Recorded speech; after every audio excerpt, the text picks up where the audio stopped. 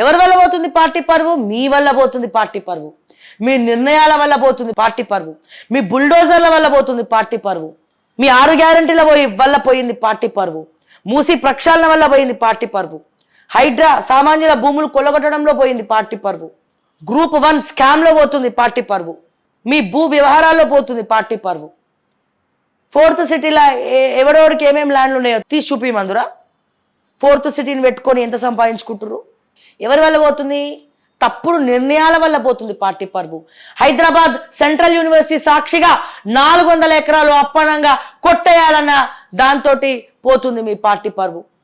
Hyderabad central university విద్యార్థులు నిరసన తెలిపితే వాళ్ళ మీద జుట్టు బట్టి ఈడ్చిరు చూసిరా, అమ్మాయిలను కూడా చూడకుండా బట్టలు చింపి వ్యాన్లో పడేసిరు చూసిరా. దానివల్ల పోయిందయ్యా మీ పార్టీ పరువే. ఎప్పుడైతే తెలంగాణలో ఇది జరిగితే పార్లమెంట్లో మాట్లాడిన చూసిరా, గప్పుడు పోయింది మీ పార్టీ పరువు. ఆ పార్టీ పరువు పోయింది కాబట్టే మళ్ళా రాహుల్ గాంధీ మీనాక్షి నటరాజన్ని పో అమ్మ హైదరాబాద్ సెంట్రల్ యూనివర్సిటీ పంచాయతీ ఏందో చూడు, కొంచెం అక్కడ ఎవరి మిస్టేక్ ఉందో చూసి సెటరైట్ చేసిరా అంటే అప్పుడు వచ్చింది. అప్పుడు యూనివర్సిటీకి పోయి ఆడ జింకలు ఉన్నాయా గుంట నక్కలు ఉన్నాయా అని చెప్పి ఇన్స్పెక్షన్లు చేసింది. ఇప్పుడు చెప్పండి, పార్టీ పరువు తీసేదెవరు? పార్టీ పరువుని కాపాడాలని చెప్పి ఆలోచనతోటి ఇక్కడికి వచ్చింది ఎవరు?